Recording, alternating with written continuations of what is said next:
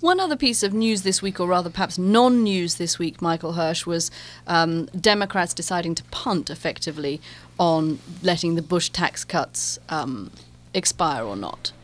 What happened there and how significant is it?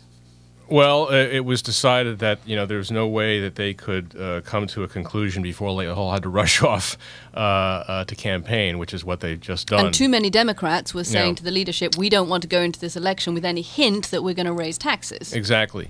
And you really have battle lines drawn here. I mean, even relatively moderate Republicans like Olympia Snowe of Maine have come out and said there's no way we are going to let the big controversy, of course, is the top rung, those who earn $250,000 or more, whether or not the tax cuts would be ended for them, as the Obama administration has asked.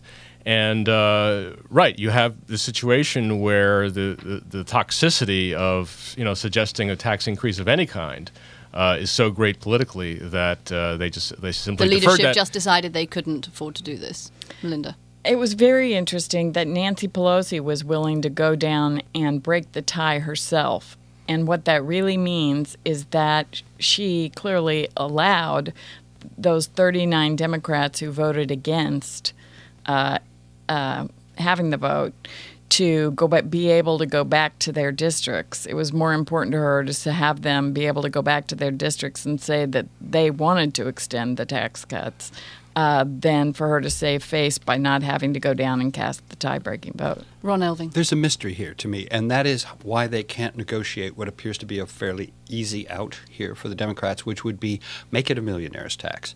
If you limited the people paying the highest rates to those making $1 million a year, which is exactly what several Democratic strategists have suggested. If you do that, you still capture 80 to 85% of the revenue over the next 10 years. And if revenue is really what we're talking about here, as opposed to punishing somebody, then why not just make it a millionaire's tax, as it was at one time, back many, many years ago, generations ago? The only people who paid income tax were millionaires.